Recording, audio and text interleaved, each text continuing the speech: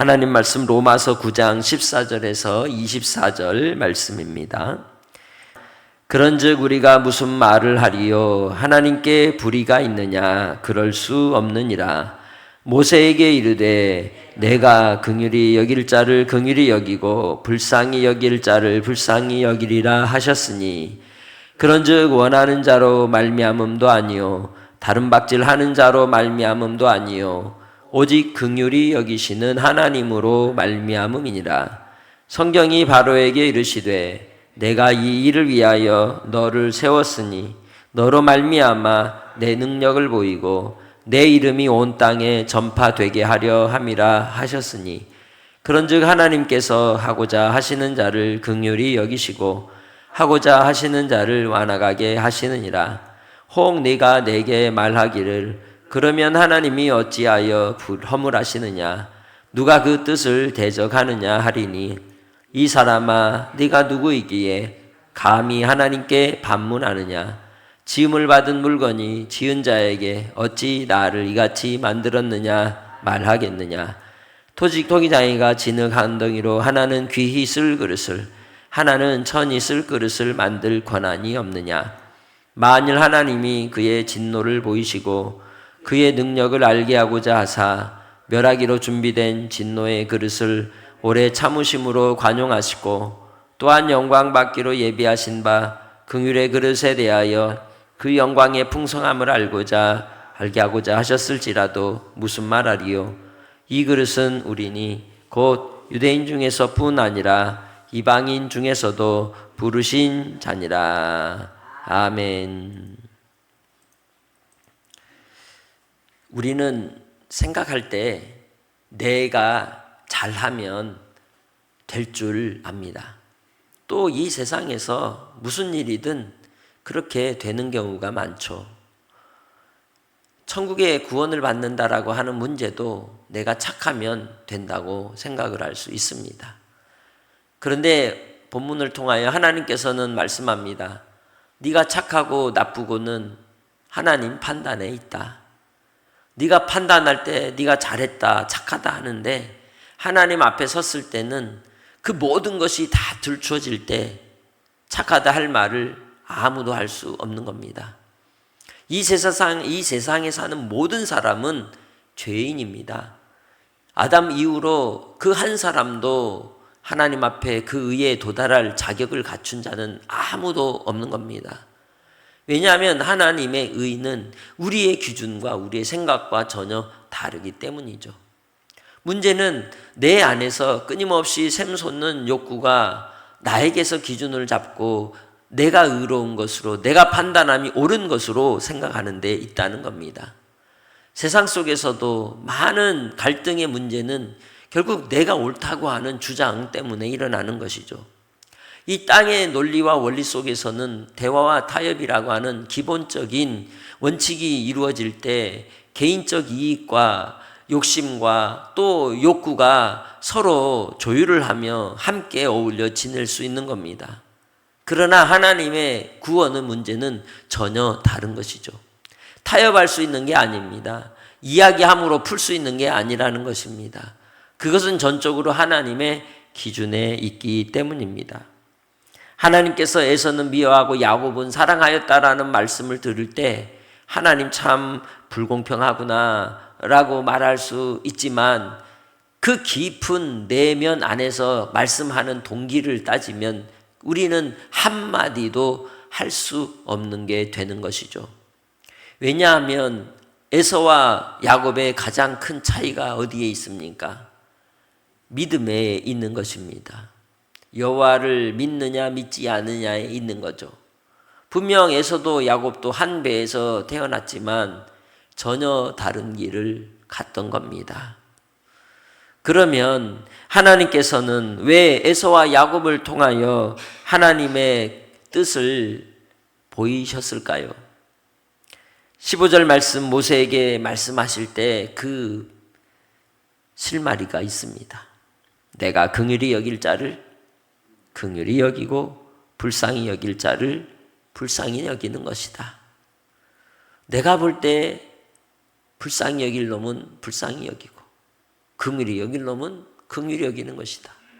네가 볼 때 불쌍히 보이냐? 아니라는 거죠. 하나님의 기준이 구원의 기준이라는 것입니다. 그래서 그 하나님의 구원의 기준은 믿음의 법칙인 것이죠.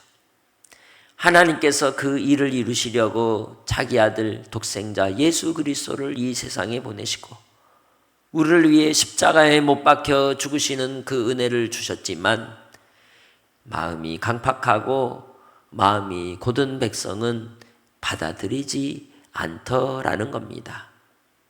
오늘 우리는 이 땅의 삶을 통해 무엇을 이루기 원합니까?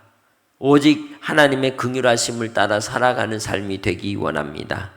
긍휼히 여기시는 분이 하나님이시기에 우리도 여전히 이 세상 속에서 그 마음을 품는 자가 되시길 바랍니다. 하나님께서 긍휼히 여김을 허락하셨을 때에는 우리가 또한 그 하나님의 은혜와 은총을 입은 자, 깨닫는 자가 되면 불쌍히 여기는 마음을 갖고 살아간다는 거예요. 긍휼의 마음이 있다는 것이죠. 결코 그리스도 예수 안에 있을 때 그 사람의 삶이 잔인할 수 없는 겁니다. 그래서 우리는 하나님의 말씀을 통하여 깨닫는 삶이 되는 것이죠. 바로에게 모세를 통하여 하신 말씀이 무엇입니까? 내가 이 일을 위하여 너를 세웠으니 곧 너로 말미암아 내 능력을 보이고 내 이름이 어떻게 온 땅에 뭐하게 하시려고 전파되게 하려 하셨다라고 말씀하고 있는 것이죠. 하나님께서는 바로 온 땅에 하나님의 이름을 높이시려고 누구까지 사용하셨어요? 바로까지 사용하신 겁니다. 바로의 완악함과 강팍함까지도 하나님께서는 그 뜻을 이루기 위한 도구로 사용하신다는 것이죠. 무엇을 가지고 또한 그 권력을 갖고 있다고 해서 그가 위대한 사람이나 혹은 이 땅에서 많은 업적을 이루었다고 해서 자격이 되는 게 아니라는 겁니다. 무명의 그리스도인이라 할지라도 하나님을 믿고 경외하는 자를 통하여 하나님께서는 기억하시고 영광을 나타내 주실 줄 믿습니다. 그러기에 우리가 이 세상 가운데 하나님의 은혜로 특별히 택함을 받았다는 것, 그 은혜를 감사하는 오늘 하루가 되시기를 주의 이름으로 축복합니다.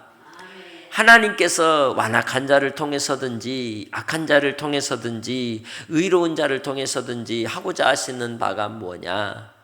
예수 그리스도의 이름이 온 세상에 드러나기를 원하시는 겁니다. 그래서 하나님께서는 하고자 하시는 자를 긍휼히 여기십니다. 하고자 하시는 자를 완악하게 하십니다. 그렇다면 하나님께서 근원이 되기 때문에 그 사람에게는 허물지 않아야 되느냐? 그렇지 않다는 거죠. 순간순간마다 기회를 주지만 그 마음의 완악함을 따라 거부하고 거절하는 건 누구 책임인 거예요? 본인의 책임인 것입니다. 왜? 자기가 구원받을 자격에 대해서도 얘기하잖아요. 착하게 사는 게 나는 구원받을 자격이 있어라고 말하지만 어떨 때 보면 어때요? 완악함으로, 강팍함으로, 또한 분노함으로 누군가에게 상처와 아픔을 주는 일이 어찌 없겠습니까? 그러기에 나의 기준으로 삼는다 하면 너의 기준으로 삼는 그것으로 너를 살펴보자 할 때 로마서 1장 말씀처럼 누구도 하나도 그 채에 걸러지지 않을 사람이 하나도 없는 겁니다. 내 말이 나를 정죄하는 도구가 되고 만다는 것이죠. 그러기에 우리는 하나님 아버지 앞에 예, 그렇습니다 라고 고백할 수밖에 없다는 것이죠. 하나님께서 왜 긍휼히 여길 자를 긍휼히 여기시겠습니까? 그의 마음에 주의 은혜를 입을 때 그 은혜 앞에 겸손히 낮아지는 변화의 모습이 드러나는 것이죠. 예수 안에 있습니까? 예수로 말미암아 구원받은 하나님의 자녀입니까? 잊지 마십시오. 긍휼을 입었다는 것. 그 사람이나 나나 다를 게 없는데 딱 한 가지, 하나님이 나를 긍휼히 여기셨다는 것. 그러기에 우리는 교만할 필요가 없으며 자만해서도 안 되고 오직 겸손히 내게 주신 그 구원의 은혜 앞에 우리가 고개를 숙일 줄 아는 자가 되어야 하는 것입니다. 그러기에 주 안에서 우리는 어떻게 하나님 앞에 행동해야 하겠습니까? 하나님을 탓할 수 없다는 거예요. 물건을 지으신 분, 창조주 하나님께서 하고자 하는 용도대로 쓰시는 것일 뿐입니다. 그러기에 우리가 귀히 쓸 그릇이 되기도 하고 천이 쓸 그릇이 될 수도 있겠지만 그 자리에서 우리가 하나님을 알 때 은총을 입는 자가 되는 줄 믿습니다. 하나님의 진노와 능력을 보이시고 알게 하실 때, 그 진노의 능력을 보이셨을 때 바로도 기회가 있었어요. 그러나 그의 마음은 이미 자기가 신의 아들로 불리워지고 있었기 때문에 그 자리에서 그 마음을 내려놓을 수 없었던 겁니다. 우리는 이 땅의 삶을 통하여 어떤 믿음의 삶을 살아갑니까? 나의 교만함과 나의 완악함과 내가 뭔가를 할 수 있었다고 하는 자부심과 자만 속에서 하나님을 의지하지 않는다면 그 인생은 참 불쌍한 인생이라고 말하게 되는 겁니다. 그러기에 하나님께서 기회를 주실 때 회개하는 자가 되고, 기회를 주실 때 돌이키는 자가 되고, 기회를 주실 때 마음을 부드럽게 옥토로 바꾸어 말씀의 씨앗이 떨어져 결실할 수 있도록 주님께 우리 자신을 드리는 성도들이 되시길 주의 이름으로 축복합니다. 그것이 바로 바울 사도가 로마서를 통하여 이야기하고자 하는 바인 겁니다. 그래서 12장 1절로 2절을 통하여 영적 산재물로 너희들 드리기 힘써라 라고 말씀하는 거죠. 나의 기준으로, 내 생각으로, 세상의 기준 속으로 착하다, 선하다, 의롭다는 걸 판단하지 말라는 겁니다. 하나님의 기준 속에서 보라는 겁니다. 하나님의 뜻에서 보라는 겁니다. 그럴 때 기뻐하시는 바가 되고 하나님의 의로하신 바를 깨닫게 될 줄로 믿습니다. 우리는 이 땅의 삶을 통하여 하나님이 예비하신 영광거리입니다. 찬송거리입니다. 에베소서 1장에 말씀하듯 영광의 찬송이 되게 하려 하신 그 뜻이 여러분의 삶을 통해 오늘도 이루실 줄 믿습니다.